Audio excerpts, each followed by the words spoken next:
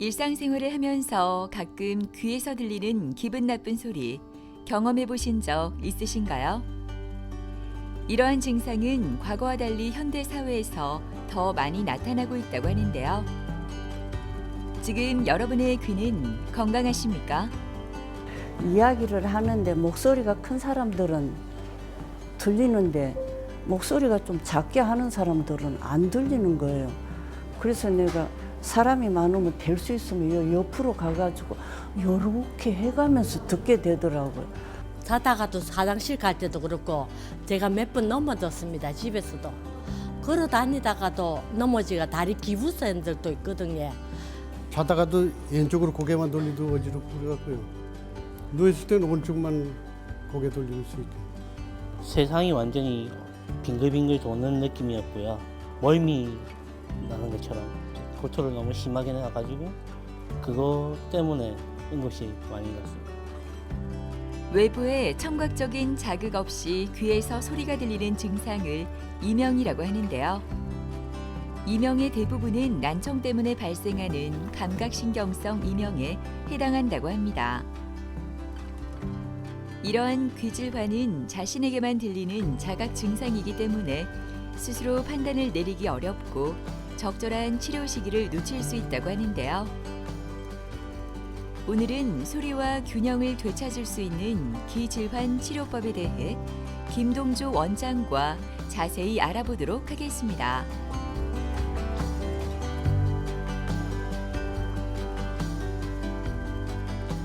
저희가 이제 귀라고 하면 보통 이 바깥에 보이는 이 귀만 생각하시잖아요. 근데 실제로 구조를 보게 되면 굉장히 섬세합니다. 이 바깥 귀부터 해서 그 다음에 요 안쪽 웨이도라고 하는 웨이도, 그리고 요 안쪽에 달팽이관까지 이 모든 것이 귀이기 때문에 이 모든 부분 하나하나가 문제가 될 수 있습니다. 대표적으로 우리가 귀를 파서 다치는 웨이도염 같은 경우에도 질환으로 내원을 할 수가 있고요. 귀에서 우리가 흔히 말해서 진물이 나온다, 고름이 나온다라고 표현하시는 그런 중이염 같은 질환이 있을 수도 있고요. 그리고 달팽이관에서 크게 하는 기능 자체가 청력을 담당을 하고, 그리고 우리 몸의 균형을 잡아주는 기능을 담당을 하는데, 이 달팽이관에 문제가 생기면은 난청이라든지 이명 같은 질환이 생길 수가 있고요. 그리고 균형을 잡아주는 신경에 문제가 생길 경우에는 어지럼증까지도 나타날 수가 있습니다. 이렇듯 귀질환은 겉으로 보기에는 단순해 보이지만 항상 이제 소음에 노출되어 있고 외부에 이렇게 노출이 되어 있기 때문에 정말 예상하지 못하는 원인에서 발생할 수가 있습니다. 그리고 특정한 이유 없이 어지럼증이 발생할 수 있는 이석증이나 메니르병 같은 증상이 나타날 수도 있습니다. 귀질환 같은 경우에는 정확하게 원인을 찾아야 되는 게 중요한데요. 우선은 웨이도 내시경을 통해서 이 바깥 귀와 그리고 고막 상태를 확인을 할 수가 있습니다. 이건 가장 기본적인 것이고요.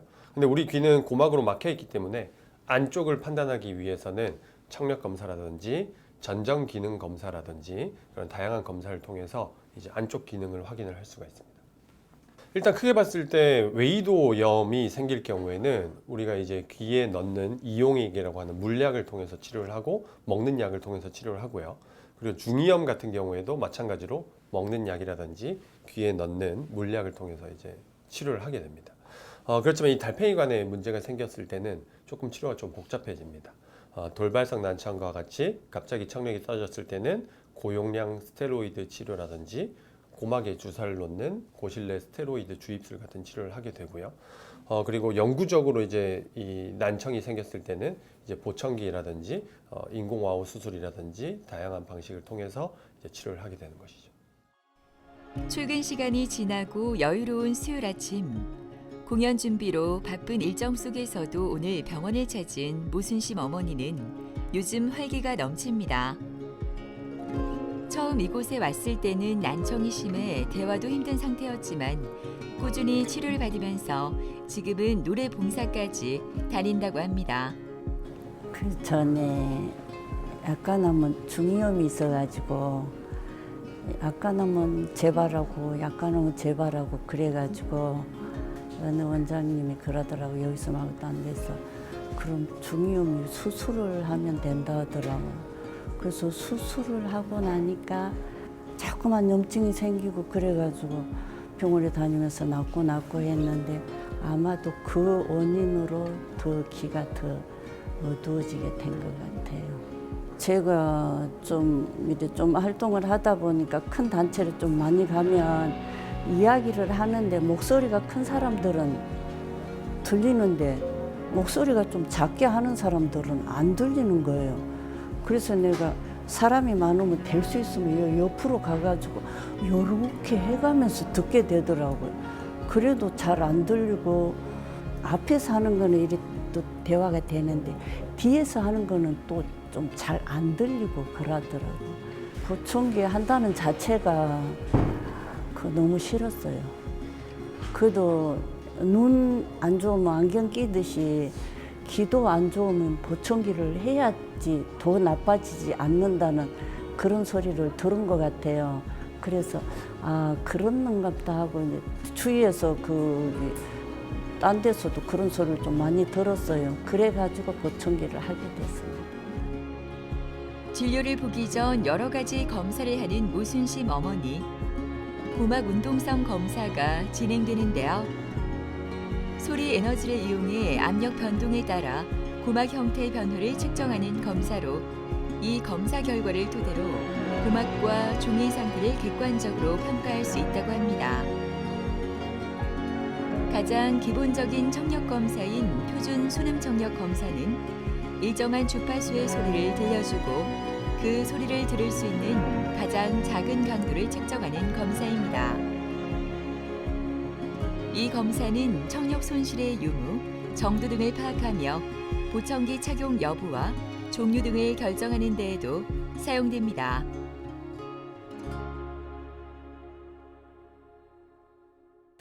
안녕하세요, 어머님.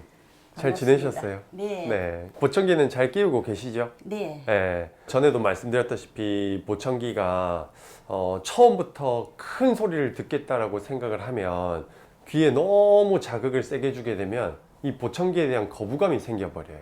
뭐 예를 들어 수영을 배울 때도 생각을 해보면 발차기부터 배우고 그 다음에 한 달 있다가 자유형 배우고 그 다음에 뭐 뒤로 하는 배영 배우고 이렇게 하잖아요. 네. 그게 왜 그러겠어요? 첫날에 다 알려주면 좋겠지만 첫날에 다 알려주다 보면 환자들이 제대로 못 배우는 거예요. 그렇죠. 그러니까 기본기부터 찬찬히 하는 거고, 어머님 같은 경우에도 제가 지금 기본 단계부터 차근차근 밟아가는데 처음에 이제 그 생각하시는 거랑은 이 속도가 느리게 붙으면 답답할 수 있어요. 그런데 3개월, 6개월 지나가지고 기본기 단계부터 차근차근 밟아서 세팅을 딱 해놓으면 그 뒤로는 편하게, 엄청 편하게 쓸 수가 있는 거예요. 네, 맞아요. 네. 그래서 일단은 지금 단계에서는 우리가 세부 조정하면서 소리 올려가면서 이제 미세 조정 통해 가지고 좀 더 편하게 하는 단계고요. 그래서 아무튼 시간에 저희가 짜드린 그 프로그램대로 그대로 잘 따라오시면은 아마 지금보다 훨씬 잘 들으실 수 있을 겁니다. 예. 안 그래도 네. 요거를 해놔놓으니까 네.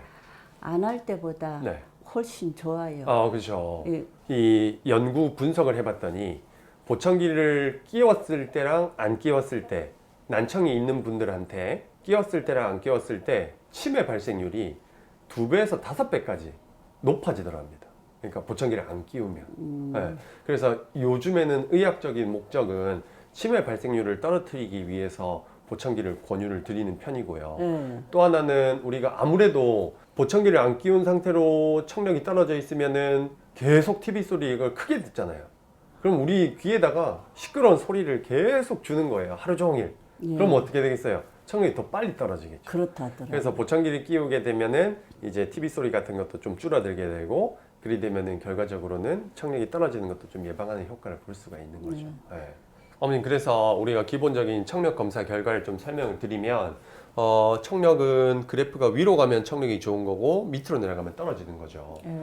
그래서 지금 보면 양쪽 다 청력이 밑으로 뚝 떨어져 있었어요. 그래서 양쪽 다 난청이 있는 상태셨고, 물론 양쪽으로 하시는 분들도 있지만 이렇게 조금 차이가 나는 경우에는 한쪽만 우선 하는 경우도 있기 때문에 일단은 한쪽을 먼저 적용을 시켜드린 거고, 제가 보청기를 조정을 매번 올 때마다 미세 조정을 하잖아요. 그런 원리는 뭐냐면 처음에는 이걸 전반적으로 올립니다. 요거를요. 조금씩 크기를 키우고 그 다음에는 지금 이 모양이 다르죠. 예. 저주파수가 있고 고주파수가 있는데 이 뒷부분이 많이 떨어져 있죠. 네. 그럼 나중에 크기를 어느 정도 올려나고 나서는 이 미세 부분을 이렇게 조금씩 더 올려주는 그런 작업을 거치는 겁니다. 그리하면은 이제 소리 울리는 거라든지 뭐 예를 들어 남자 소리는 잘 들리는데 여자 소리가 잘 안 들린다든지 그런 현상들도 조절을 하면은 조금씩 더 잘 들을 수 있게 되는 거예요. 그런 것도 있어요. 네, 그래서 제가 말씀드렸다시피 일단은 초반에는 2주 간격, 그 다음에 한 달 간격으로 보자고 한 게. 부지런히 왔었죠. 네, 그러니까요. 그래서 그 단계를 밟고 있으니까 어머님은 제가 또 이후에도 계속해서 좀 조정 단계 거쳐가지고 아무튼 간에 잘 쓸 수 있도록 만들어 보도록 하겠습니다. 예. 그리고 제가 하나 더 당부드리고 싶은 거는 보청기라는 게 굉장히 전문적인 분야예요. 맞아요. 이게 그냥 단순 이어폰이 아니거든요. 그렇죠. 이어폰이면은 우리가 가게에서 그냥 슈퍼마켓에서 팔잖아요. 그렇죠. 네, 그냥 슈퍼마켓에서도 그냥 팔고 그냥 쓰면 끝인데 이건 아까도 말씀드렸다시피 굉장히 복잡한 그런 기기입니다. 그래서 이거는 제가 왜 말씀드리냐면 혹시라도 어머님이 쓰시면서 아까 말씀드렸던 남자 목소리는 잘 들리는데 여자 목소리가 잘 안 들린다. 아, 그래 이거는 귀가 나쁘니까 그럴 수 있겠지라고 넘어가지 마시고 뭐라도 좋으니까 그런 게 궁금한 게 있거나 불편한 게 있으면 다 적어 오세요. 사소한 불편한 것들도 많은 부분들이 해결될 수 있으니까 절대 혼자 고민하지 마시고 안 쓰지 마시고 꼭 저희한테 얘기를 해 주십시오. 그러면은 제가 최대한 조정해 가지고 어머니 불편함 없도록 한번 써보도록 하겠습니다. 예. 그 환자분께서는 일단 오래 전부터 청력 저하가 서서히 진행됐던 환자분이었습니다. 전형적인 감각신경성 난청이라고 하고요. 우리 흔히 말해서 나이가 들어서 귀가 먹었다, 나이가 들어서 소리를 잘 못 듣는다 하시는 분들의 대부분이 이제 달팽이관에 있는 청각신경에 이제 기능이 떨어지면서 생기는 감각신경성 난청이라고 할 수 있겠습니다.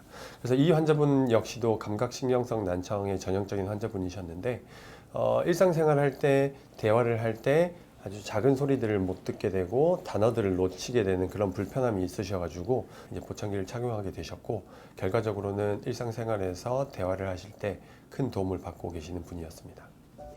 소리를 잘 듣지 못하는 청각장애 상태를 말하는 난청은 처음에는 작은 소리가 들리지 않기 시작하여 증상이 악화하면 말소리를 이해하는 것조차 어려워지게 됩니다.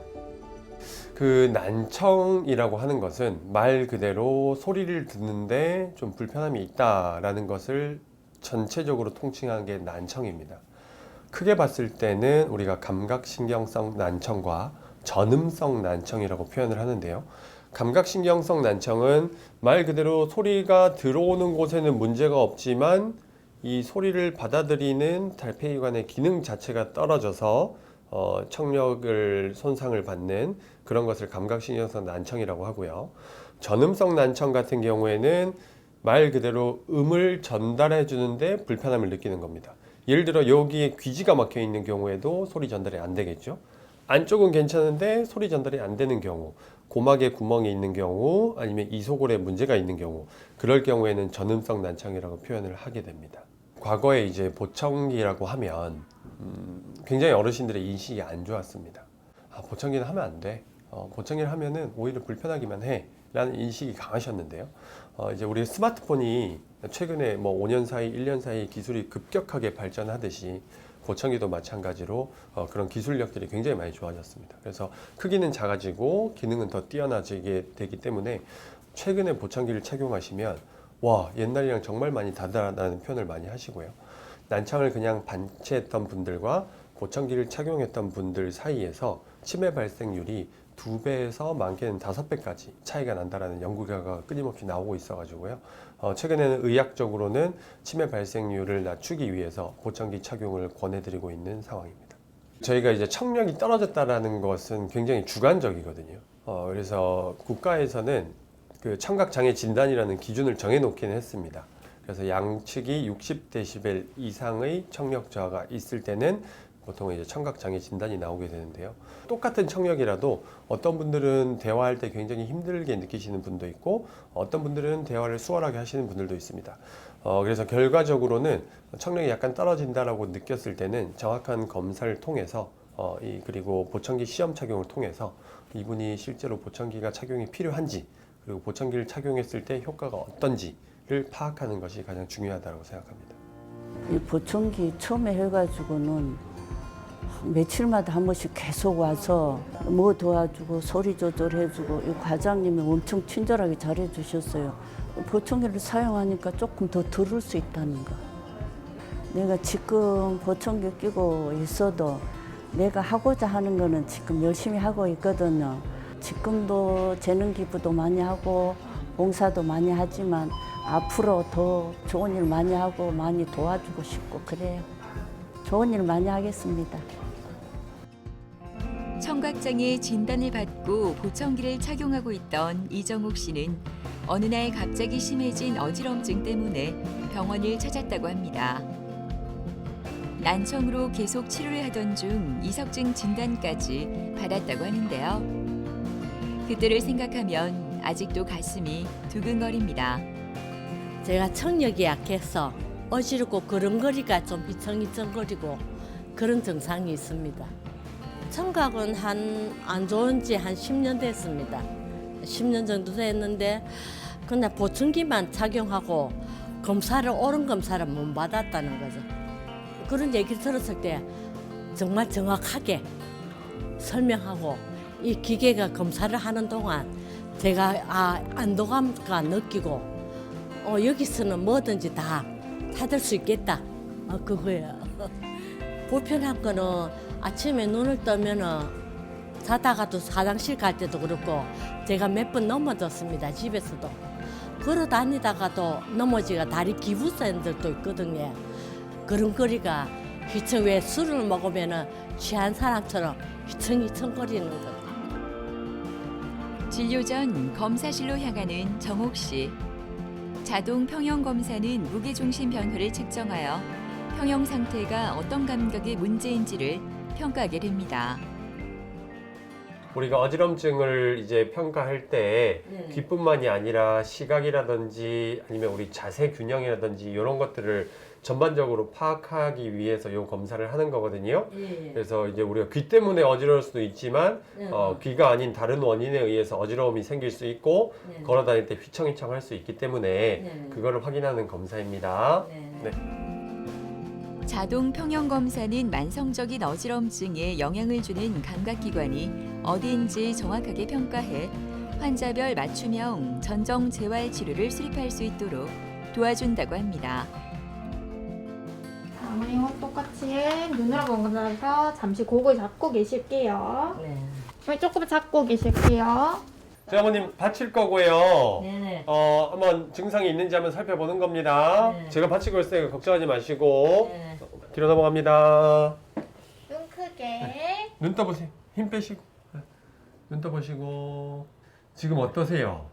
괜찮아요. 괜찮아요. 네네. 이전에 우리 심할 때는 이리 돌리고 하면은 억수로 어지러웠잖아요. 그렇죠? 네네. 네, 근데 지금은 많이 괜찮으시고. 네. 요즘에 뭐 생활할 때 괜찮으시죠? 네, 그런 것도 많이 좋아지고. 많이 좋아지고, 그렇죠? 자, 여기 한번 볼게요, 어머님. 하나, 둘, 셋. 자, 눈 크게. 지금도 괜찮으시죠? 네, 아무 느낌이 아, 없어요. 좋습니다. 지난번에 막 걷는 것도 힘드셔가지고 엄청 걱정했는데 그래도 치료 잘 돼서 검사 결과도 아주 양호하네요, 어머님. 우리가 보통 어지럼증이라고 하면 대부분 환자들이 굉장히 극심한 공포심을 가지고 계십니다. 어지럼증이 생기게 되면 내 머리에 문제가 있는 거 아닌가? 이게 말로만 듣는 뇌경색이 아닌가? 라고 생각을 많이 하시고 굉장히 두려워하시는데 실질적으로 어지럼증의 상당히 많은 부분들이 귀와 관련이 있습니다. 앞서 말씀드렸다시피 이 달팽이관 안에는 신경이 두 개가 있는데요. 크게 봤을 때 일단 소리를 듣는 청신경이 있고요. 그 옆에 바로 붙어 있는 신경이 전정신경이라고 하는 신경이 있습니다. 바로 이 신경이 우리 몸의 균형을 잡아주는 데 중요한 역할을 합니다. 따라서 귀에 문제가 생기고 이 전정신경에 문제가 생기면 어지럼증이 발생을 할 수가 있고요. 그렇기 때문에 이 어지럼증을 정확하게 진단을 하기 위해서는 굉장히 섬세한 검사들이 필요합니다. 일단 우리가 이 안진검사라고 해서 눈동자의 움직임을 통해서 기본적으로 이 환자의 질환의 진단이라든지 아니면 향후 치료 과정 중에 낫고 있는 과정을 평가한다든지 그런 검사를 시행을 할 수가 있고요. 비디오 두부 충동 검사라고 해서 이제 눈동자의 움직임을 통해서 마찬가지로 환자의 이제 회복 상태를 파악을 할 수가 있고요. 그리고 우리가 아까 자동 평형 검사와 같이 이게 과연 귀 때문에 생긴 것인지 아니면은 우리 몸의 균형 잡아주는 기능 자체가 떨어진 것인지 이런 원인들을 파악하기 위한 검사도 준비되어 있습니다. 안녕하세요, 어머님. 예, 잘 지내세요? 예, 잘 지내고 있습니다. 진짜 지지난달이었죠. 그때 예, 거의 뭐 쓰러지셔가지고 오셨잖아요. 예, 이 맞습니다. 진료실 들어오는데도 막 휘청휘청. 거의 막 휘청휘청하시고 집에 가실 때도 막 예, 저희가 예. 부축해 예, 드려야 예, 갈 예. 정도로 심했는데 요즘에는 괜찮으세요? 걸음거리는 것도 좋고 너무 좋고. 집에 일어나 가지고도 네, 네. 뒤뚱거림도 별로 없고 그러니까요. 너무 좋아요. 그러니까 사실 생각해 보면 예전에도 이런 증상이 있었는데 예. 그냥 나이가 들어서 그렇겠지 예, 생각하는 예, 경우도 많고. 그러니까요. 그다음 어머니 같은 경우에는 청력이 안 좋으시니까 예, 그냥 귀가 안 좋으니까 안 좋겠지 이렇게 생각을 하셔가지고 예, 지내왔지. 조금 지내오고 방치를 했었던 그런 게 있었어요. 예, 그래서 저희가 지난번에 이 진료를 보고 하다 보니까 일단은 어머님은 얘기만 들어보고 검사를 해보니까 달팽이관에 돌이 빠지는 이석증이 좀 의심이 된다. 예, 그래서 우리가 그 돌 빠진 거를 집어넣자 예. 해가지고 그 치료를 조금 열심히 했고요. 예, 또 다른 증상이 있었던 게 어지러. 어지러움증과 함께 귀가 먹먹해지는 게 있었어요. 예, 그렇지. 그것도 알고 봤더니 하나의 병이었던 거예요. 예, 예. 달팽이관에 물이 차는 병이었어요. 물이 채가지고 그런. 그렇죠. 그 저희들은 그걸 몰랐지. 그러니까요. 그러니까 물이 차면은 결국은 계속 귀가 먹먹했다가 또 괜찮았다가 먹먹했다가 괜찮았다가 이렇게 하면서 네네. 또 어지럼증도 생기고 그러는 거여서 아, 어머님은 사실은 이 메니르병이나 이석증이 두 개 같이 있었던 상황이었어요. 예, 그렇지. 그래서 저희가 일단은 이석증에 대해서는 정복술, 그 다음에 재활운동 예. 요걸로 하자 했고 예. 그 다음에 귀가 먹먹한 거는 먹는 약이랑 그 다음에 예. 귀 주사 예, 귀 예, 주사 우리 귀 주사. 많이 맞았죠. 예. 그래서 귀 주사 처음 맞을 때는 되게 좀 무섭고 하는데 막상 맞아보니까 효과 괜찮죠. 맞으니까 너무 그 다음날 몸 네. 컨디션도 그렇고 그렇죠. 예, 좀 좋은 걸 느꼈어요. 그러니까요. 그래서 제가 선생님한테 네. 기주사 맞게 해주세요. 아, 그러니까요. 맞죠. 그래서 이게 사실은 뭐 모든 사람이 뭐 예. 주사를 맞고 약을 먹고 해서 좋아지는 게 아니라 예. 이 병에 맞춰가지고 딱 예. 해야 되는데 다행히 어머님께서 그거를 잘 좀 참아주시고 견뎌주셔가지고 예. 치료 잘 됐던 것 같아요. 저 약도 안 먹는 스타일인데 그러니까요. 약을 꾸준하게 먹고 선장쌤 시키는 대로 맞아요, 맞아요. 예. 그래서 어머님 제가 예. 계속 말씀드리지만은 예. 약 드릴게요 하고 약만 드렸어요. 그러면 환자 입장에서는 이거를 한 달을 먹어야 될지 두 달을 먹어야 될지 모르니까 약 하루 이틀 먹어보고 효과가 좋든 나쁘든 간에 또 약을 끊어버린단 말이에요. 그렇지. 근데 이 메니르병은 그렇게 하면 안 돼. 두 달에서 세 달 정도 꾸준히 일단 약을 먹어서 달팽이관의 물을 확 빼줘야 이제 재발을 안 하거든요. 그래서 요거는 관리 좀 잘 하시고요. 예. 그리고 이제 주기적으로 우리가 진료 보면서 제가 또 어머님 문제 있으면 또 치료해드리고 할 테니까 예. 그걸 해가지고 한번 겪어보도록 하겠습니다. 예, 알겠습니다. 또 언제든지 어지러우면 말씀하시고요. 불편한 예. 거 있으면 말씀하시고 예. 네, 그렇게 해서 한번 또 다음 예. 진료 보도록 하겠습니다. 예, 예, 감사합니다. 수고하셨습니다. 예. 네. 이정옥 환자분께서는 양쪽에 난청이 심하신 분이셨습니다. 난청이 심하신 분이셔서 청력 검사를 하게 되면 청력이 현저히 떨어져 있는 분이셨습니다. 그래서 이분은 실제로 청각 장애 진단을 받으셨던 분이셔서 지원 제도를 통해서 이제 보청기를 착용을 하시게 되었고요. 그러던 와중에 어느 날 심하게 어지럼증을 호소를 하셨습니다. 환자분 같은 경우에는 청력이 원래 안 좋다 보니까 이게 과연 병 때문에 청력이 안 좋아진 것인지 아니면은 원래 청력이 안 좋아지셨던 건지 이 판단하기가 굉장히 어려웠습니다. 결론적으로는 원래 난청이 있으셔서 청력이 안 좋았지만 달팽이관에 물이 차는 메니에르병 소견도 있었고요. 그리고 달팽이관에 돌이 빠지는 이석증 소견도 같이 있었던 분이셨습니다. 워낙에 청력이 안 좋으셨던 분이기 때문에 당연히 이제 그 난청에 대해서는 보청기 착용을 통해서 이제 어느 정도 해결을 하게 되었고요. 귀가 먹먹해지면서 어지럼증이 생기는 메니에르병 같은 경우에는 이제 약물 치료를 통해서 시행을 하게 되었습니다. 이석증 같은 경우에는 이석 정복술이라고 해서 이제 그 머리를 돌려가지고 몸을 돌려서 이제 이석을 치환을 하는 그런 치료 방법이 있는데 그 치료를 좀 꾸준히 하게 되면서 이제 이석증 같은 경우에도 좋아지신 경우입니다. 이 달팽이관에는 두 가지 신경이 있습니다. 소리를 듣는 청신경이 있고 우리 몸의 균형을 잡아주는 전정신경이 있는데 그 두 개가 붙어 있습니다. 그래서 사실은 이 귀에 문제가 생기게 되면 청력이 떨어지는 문제라든지 어지럼증이 생길 수가 있는 것이죠. 그렇지만 일단 이 신경만 문제가 생기면은 우리가 난청, 청력 저하로 느끼게 되는 거고, 이 신경에만 문제가 생기면은 어지럼증이 생기게 되는 거죠. 그래서 이 신경에만, 그 전정신경에만 문제가 생겨서 어지러운 경우 같은 경우에는 예를 들어서 전정신경염이나 이석증 같은 것이 있는데, 이 두 개를 모두 그 관여를 하는 질환이 있는데 그게 바로 메니에르병입니다. 그래서 메니에르병 같은 경우에는 이 달팽이관 안에 내림프에게 압력이 증가하는 병인데, 그렇게 되다 보니까 이 두 개 신경이 모두 자극을 받게 되고 귀 먹먹함이나 이명 같은 귀 증상과 함께 어지럼증 증상도 같이 발생하는 질환입니다. 그래서 이렇게 원인이 다양하게 있을 수 있기 때문에 정확한 진단과 치료가 중요하다고 생각합니다. 돌발성 난청의 가장 중요한 치료는 스테로이드 치료로, 이 중 고실내 스테로이드 주입술은 스테로이드의 독성을 줄일 수 있고 소량의 약물로 외림프 내 농도를 높일 수 있다고 합니다. 돌발성 난청이라든지 급성 저음역성 난청이라든지 갑자기 발생하는 청력 저하, 그리고 심한 어지럼증 같은 경우에 우리 스테로이드라는 약을 씁니다. 그래서 돌발성 난청 같은 경우에는 특히나 스테로이드를 굉장히 고용량으로 사용을 하게 되는데요. 그 고용량 스테로이드다 보니까 아무래도 이제 기저질환이 있는 분이라든지 과거에 스테로이드의 부작용이 있으셨던 분들 같은 경우, 그리고 산모, 임산부 같은 경우에는 그 약을 사용을 할 수가 없습니다. 그렇기 때문에 이 고실내, 고막 안쪽에다가 직접적으로 스테로이드를 주입해서 이 부분의 스테로이드 치료 효과를 보게 만들어주는 겁니다. 그래서 이 치료의 장점은 당연한 얘기지만 귀 안에서만 이제 그 약이 맴돌기 때문에 우리 전신에 작용하는 부작용이 현저히 줄어들게 되고요. 먹는 약물 치료가 조금 힘드신 분들에게 이제 적극적으로 활용할 수 있는 방법이라 할 수 있겠습니다. 집에서나 바깥에서 그러나 조금 균형이 잡혔다 그런가 그런 게 나옵니다. 잘 걸어 다니다 보니까 제가 뭐 띠뚱띠뚱 안 하니까 제일 편안한 건 어지럼증도 많이 좋아졌어요.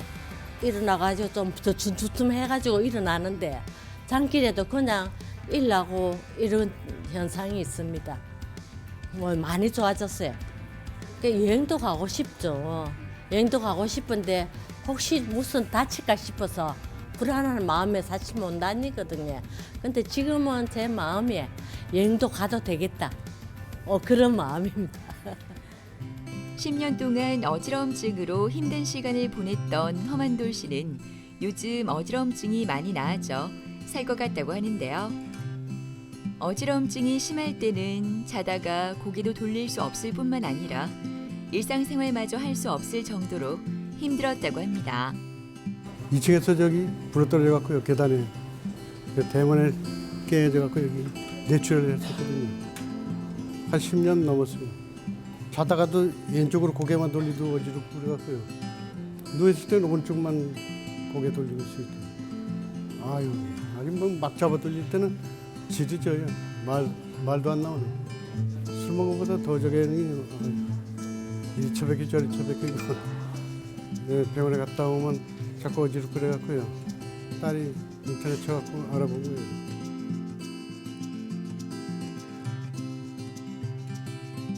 현재 만돌 씨의 상태는 어떨지 검사가 진행됩니다. 어지러운 검사는 눈으로 본 검사이기 때문에 이거 보고 쓰고 진행할게요. 자, 아마 여기 목을 잠시만 잡고 계실까요? 꽉 좀 조일게요. 눈만 크게 떠보시고 저 빨간 색깔 점 보이시죠? 빨간 색깔 점만 계속 보고 계시면 됩니다. 이석증은 안진 검사나 두부 충동 검사 등 다양한 검사를 통해 어지럼증의 원인을 진단하고 치료 방향을 정하게 됩니다. 뒤로 천천히 누워보겠습니다. 제가 먼저 오른쪽으로 돌려보겠습니다. 하나, 둘, 셋. 지금 좀 어떠세요? 어지럼증이 있으세요? 없으시고 괜찮으시고. 예전에 이렇게 돌리면 되게 어지러웠는데 그렇죠? 요즘에는 굉장히 안정적이네요, 그렇죠? 이쪽으로 한번 돌려볼게요. 하나, 둘, 셋. 지금도 증상은 특별하게 없으시고요. 예전에 이거 하면 굉장히 어지러웠는데 그렇죠? 이석증의 진단에서 가장 중요한 검사는 안진 검사로 아주 작은 움직임까지도 측정이 가능하다고 합니다. 우리가 흔히 어지럼증이라고 하면 머리의 문제, 그리고 귀의 문제, 그리고 전신의 문제를 생각하게 되는데요. 그 중에서 이제 상당 부분이 이제 귀와 관련된 이제 어지럼증인 경우가 많아서 이와 관련된 검사를 하게 됩니다. 가장 기본적인 것이 전정 기능 검사라고 해서 전기 안진 검사라고도 하는데요. 앞서 말씀드렸던 이 전정 신경과 이 우리 안구 신경이 연결이 되어 있기 때문에 이 부분에 문제가 생기면 우리의 눈동자의 움직임이 달라집니다. 그것을 잡아내는 검사가 전기 안진 검사고요. 그래서 그걸 통해서 어느 정도 이게 머리의 문제인지 그리고 귀의 문제인지를 파악을 하게 되고, 귀의 문제라면은 이 이석증인지 전정신경염인지 메니에르병인지를 파악할 수 있는 데 도움이 될 수 있는 검사고요. 그리고 자동 평형 검사라고 해서 이제 환자분의 평형 그 기능을 보는 검사가 있는데, 예를 들어서 뭐 다리가 안 좋아서 어지럼증이 이게 균형을 못 잡을 수도 있지 않습니까? 이제 그런 부분들이 문제인지 아니면 진짜 귀의 문제인지 이제 다양한 원인들을 체크해 볼 수 있는 검사가 있고요. 비디오 두부 충동 검사라고 해서 머리를 빠르게 움직이면서 눈의 움직임을 체크를 하는 검사가 있는데, 그 검사를 통해서도 세부적으로 어지럼증의 원인이나 정도를 파악할 수 있습니다. 안녕하세요, 아버님. 네. 잘 지내셨어요? 예, 예. 네. 요즘에 좀 어지럼증이 어떠셨어요? 네, 많이 좋아졌어요. 많이 좋아지셨어요? 처음에 오실 때는 거의 혼자 아유, 걷기가 힘드셨는데 네, 힘들었어요. 요즘에 뭐 일상생활 하시고 하시는데 크게 문제는 없으시고. 네. 그때랑 지금이랑 생활에서 제일 큰 차이는 뭐예요? 어지럼증 심했을 때 처음에 왔을 이제 때. 잘 때가 네. 편하네. 잘 때 편하시고. 네. 일상생활 하실 때도 네, 좋아요. 확실히 편하시고. 걷는 것도 좋고. 걷는 것도 그렇고 그죠. 그래서 처음에 사실은 저희가 이석증으로 진단하는 과정에 있어서 그 정확한 진단하는 과정이 조금 애를 먹었던 게 돌이 여러 군데에서 빠져 있었거든요. 그래서 보면 우리가 반고리관이라는 게 한쪽 귀에 3개가 있는데 요 다양한 곳에도 돌이 빠져 있어가지고 그 과정이 조금 힘들었고, 그래서 정확하게 진단을 하고 치료를 하고 나니까 어느 순간부터는 조금씩 좋아지는 게 느껴지셨고, 그리고 우리가 집중 치료하면서 그리고 재활 운동 그거 하면서 상당히 많이 좋아지셔가지고 그 뒤에는 이제 뭐 일상생활도 굉장히 편하신 그런 상태였던 것 같아요.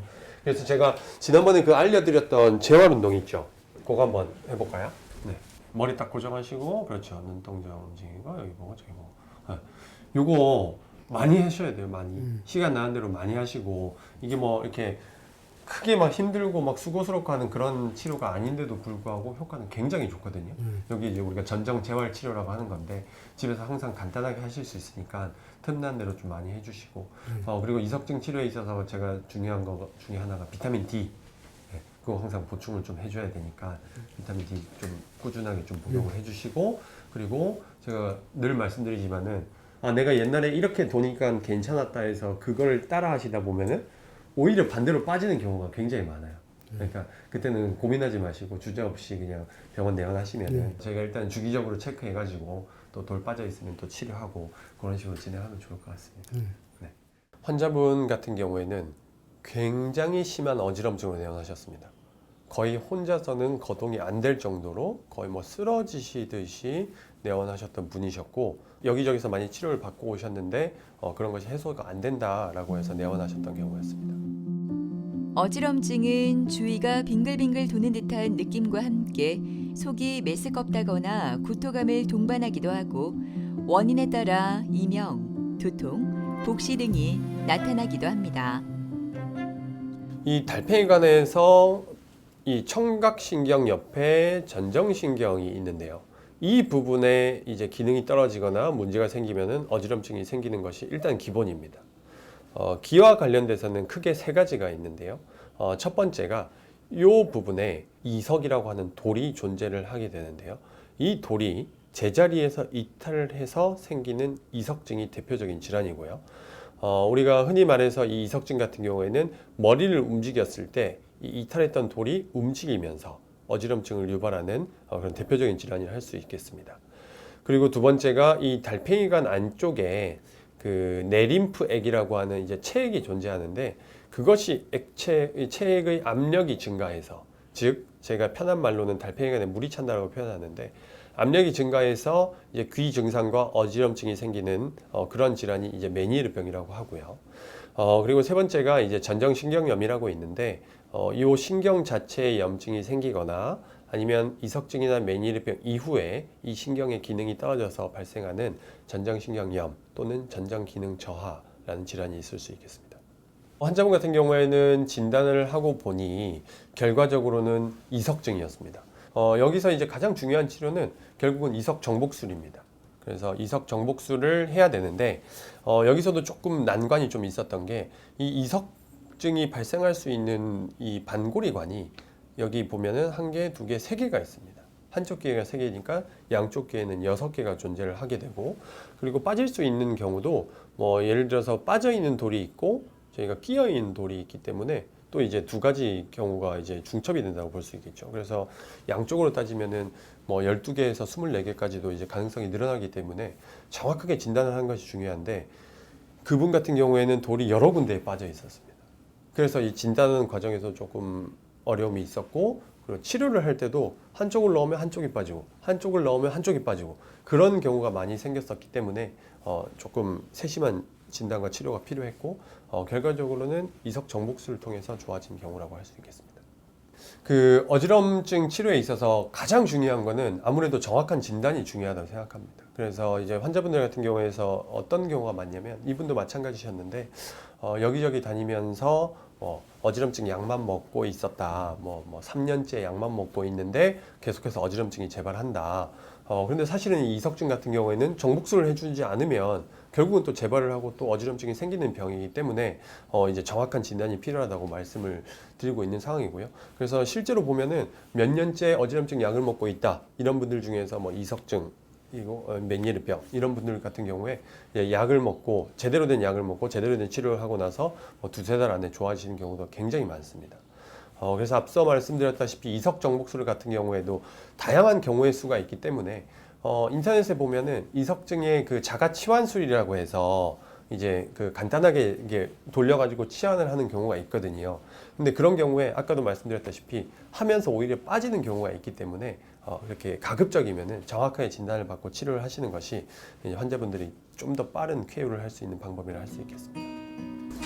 병원에 다녔더니 이제 어지럼증이 없어져갖고 걷는 것도 아주 편하고 좋아요.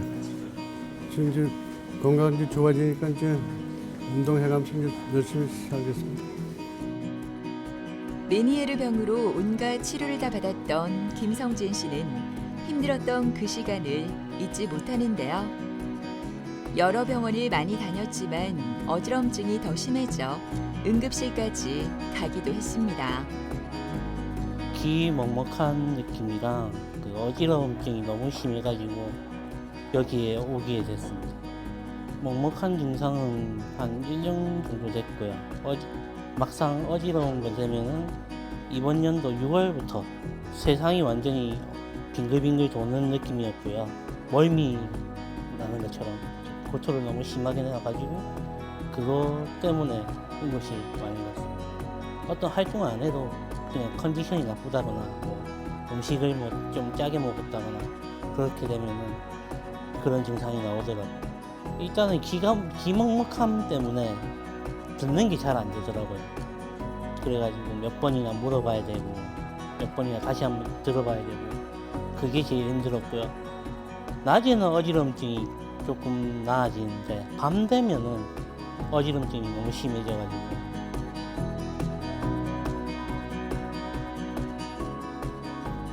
안녕하세요. 안녕하십니까. 네, 잘 지내셨어요? 네, 잘 네. 지냈습니다. 요새 어지럼증은 괜찮으시고요. 네, 어지럼증은 많이 없어졌는데 네. 귀 먹먹함은 아직까지. 아직까지 조금 있죠. 그래서 그거는 지금 나아가는 과정이라서 네. 제가 그것도 말씀드리고 할게요. 네. 그래서 우리가 사실 처음 오셨을 때 그 한 1년 전부터 해서 귀도 먹먹하고 네. 그 다음에 최근에 들어서 어지럼증이 심해가지고 응급실 실려가시고 막 그랬었잖아요. 네. 그리고 심지어 초반에는 저랑 치료하는 과정 중에도 어지럼증 엄청 심해가지고 응급실 가신 적도 있고 그랬었단 말이에요. 네. 그래서 이제 치료 계획을 이제 세워드릴 때 이 약이 어떤 약인지를 제가 꼭 설명을 드립니다. 이걸 왜 제가 처음부터 그렇게 말씀을 드리고 하냐면, 이 메니에르병이라고 하는 게 달팽이관 안에 이렇게 물주머니가 있는데 네. 이 물주머니 이 막에 얇은 균열이 생긴 거예요. 그래서 물이 쭉 새가지고 물이 꽉 차는 거죠. 그래서 우리가 약을 먹고 이뇨제, 특히 이뇨제라는 약을 먹고 맵고 짠 음식 줄이고 하면 이 물이 빠집니다. 그럼 증상이 좋아져요. 그러면 어떻게 하냐? 그게 괜찮으니까 약 끊어야겠다 하고 끊어버리는 거예요. 그럼 문제가 뭐냐? 여기 아까 찢어졌던 막이 아직 안 아물었잖아요. 그럼 또 다시 물이 술 새는 거예요. 그럼 또 다시 차고. 그러니까 이게 메니에르병이 악화와 완화를 반복한다. 이게 나빴다가 좋았다가 이렇게 그런 패턴을 보인다라고 말씀드린 것도 이 이유 때문이고, 이거를 명확하게 아셔야 내가 약을 먹어야 되겠구나. 그리고 그 약을 제가 말씀드렸다시피 이게 아무는데 걸리는 시간이 최소 2-3달은 걸리기 때문에 초반에 2-3달은 약을 꼭 잘 챙겨 먹어야겠구나. 그렇게 해서 시작을 했고, 다행히 환자분께서 중간에 어지럼증이나 먹먹함이 좀 심해가지고 좀 힘든 적도 있었지만 결과적으로는 약을 꾸준히 잘 드시면서 그렇게 좀 잘 좀 조절이 됐던 것 같고요. 청력 검사는 기본적으로 위로 올라가면 좋은 거고 밑으로 내려가면 떨어지는 건데요. 오른쪽 같은 경우에는 위쪽으로 딱 올라가 있는데 왼쪽 귀가 밑으로 뚝 떨어져 있었어요. 네. 그래서 밑으로 쭉 떨어져 있어가지고 요거를 이제 올려주는 게 치료의 경과에서 중요한데, 다행히 약 드시고 나서 한때는 많이 좋아지셨던 결과를 보이고 있습니다. 요새 뭐 생활하시는 건 좀 어떠세요? 생활하면서 어지러움증 없어가지고 네. 정말 좋습니다. 일상생활 잘 하고 계시고. 그 전에는 어지러우실 때는요? 어지러울 때는 네. 막 토도하고 그러니까 네. 일상생활을 전혀 못했거든요. 맞죠. 이제 유지치료 잘 해야죠. 예. 유지 잘 하고, 그리고 제가 음식 중에 항상 강조하는 거 있죠. 짜고 매운 거. 그렇죠. 맵고 짠 음식. 이거는 절대 좀 줄여주셔야 돼요. 예. 실제로 보면은 갑자기 메니르병 환자분들 중에서 갑자기 쓰러져서 오신 분들이 있거든요. 그래서 얘기하다 보면은 거의 10중 8구는 짬뽕 먹었어요, 뭐 맵고 짠 거 먹었어요, 이런 분들이 많으니까 그거 좀 관리해 주시고, 평생 안 먹을 수는 없으니까 나중에 좀 안정화되면은 조금씩 늘리면 되니까 그렇게 한번 관리하면 될 것 같습니다. 알겠습니다. 네. 제가 나중에 또 약 처방해드리고 그렇게 또 보도록 하겠습니다. 알겠습니다. 예, 알겠습니다. 네. 이 환자분 같은 경우에는 심한 어지럼증이 계속 재발하는 그런 증상으로 처음에 내원을 하셨습니다. 그래서 이제 병력 청취를 해보니 이미 환자분께서는 다른 여러 병원에서 메니에르병으로 치료를 받고 오신 상황이었습니다. 근데 문제는 치료를 해도 조금 있으면 재발을 하고, 치료를 해도 또 좀 지나면은 어지럼증이 심해지고 그런 상황이었고, 그렇게 심한 어지럼증과 그리고 청력 저하, 귀 먹먹함을 주소로 내원하셨던 분이었습니다. 그 메니에르 병에서 메니에르는 프랑스의 의사의 이름입니다. 달팽이관 안에 쉽게 말하면 물주머니가 있는데요. 그 물주머니에서의 압력이 증가해서 이 내림프에게 압력이 증가를 하게 되고, 결과적으로는 귀 증상과 함께 이제 어지럼증이 발생을 하게 되는 그런 특징적인 질환이라 할 수 있겠습니다. 만성 진행성 질환인 메니에르병은 예고 없이 찾아오는 어지러움증이라고 하는데요. 원인을 증명할 진단 방법이 없고 다른 귀 질환과의 감별이 어렵기 때문에 메니에르병과 유사한 증상을 보이는 다양한 질환과의 감별이 중요하다고 합니다. 메니에르병 같은 경우에는 특징적으로 어지럼증과 귀 증상이 같이 발생을 합니다. 앞서 말씀드렸던 난청 같은 경우에는 오로지 청력 저하만 생기고, 이석증 같은 경우에는 오로지 어지럼증만 생기는데, 이 메니에르병은 귀도 먹먹하고 이명도 생기고 그리고 어지럼증도 생기는 이 귀 증상과 어지럼증이 같이 복합적으로 발생하는 게 대표적인 특징이고요. 그리고 달팽이관의 내림프에게 압력이 낮아졌다가 높아졌다가 낮아졌다가 높아졌다가 하는 이런 악화와 완화의 과정을 거치기 때문에 실제로 보면 환자분들이 어떤 날은 굉장히 잘 지내시다가 어떤 날 갑자기 심한 귀 먹먹함과 어지럼증이 생기는 그런 변동성이 있는 그 경과를 보이는 것이 이 질환의 대표적인 특징이라 할 수 있겠습니다. 메니에르병이 이제 재발을 잘한다라는 그런 얘기가 굉장히 많습니다.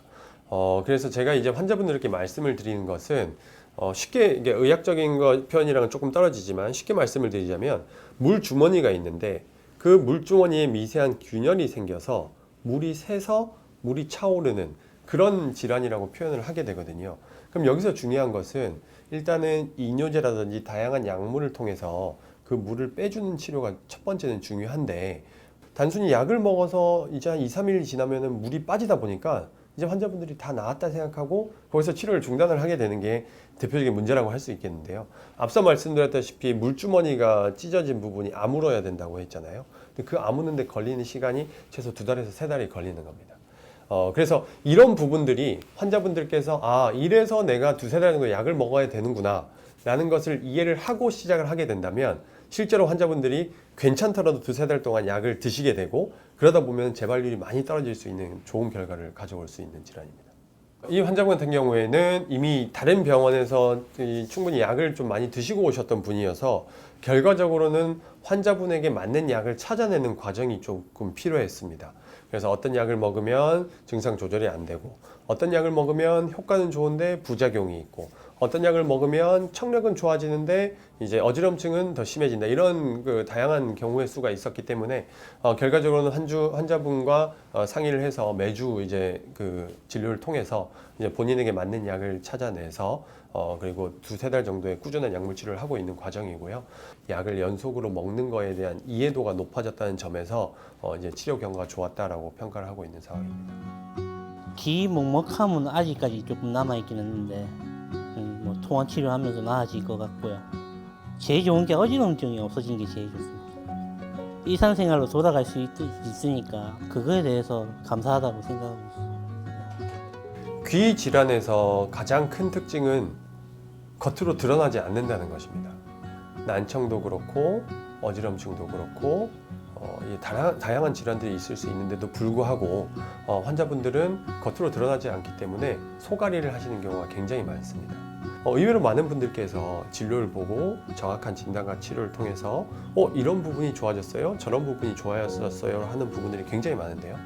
그렇기 때문에 혹시라도 이제 방송을 보시고 평소에 내가 귀 때문에 어지럼증 때문에 난청 때문에 어려움을 겪으셨던 분이라면 작은 부분이라도 좋으니 절대 포기하지 마시고 꼭 정확한 진료와 치료를 받아보시는 것을 권유드리고 싶습니다. 그리고 우리 주변에는 생각보다 많은 분들이 귀 때문에 고생을 하시는데요. 우리 가족들, 그리고 어머니, 아버지, 그리고 할머니, 할아버지들 혹시나 귀에 문제가 없는지 한번 체크를 해보시고 가족분들께서 귀 때문에 고민을 하신다면 절대 그걸 방치하지 말고 꼭 같이 오셔서 진료를 권유를 드렸으면 좋겠습니다. 질환을 유발하는 문제와 잘못된 생활 습관을 찾는 것이 치료의 중요한 요인이라고 합니다. 소음에 오랫동안 노출되는 환경은 될 수 있으면 피하고 규칙적이고 균형적인 생활과 충분한 수면에 신경을 쓰는 것이 좋다고 하니까요. 귀 건강을 위해 빠른 진단과 치료 받아보시는 건 어떨까요?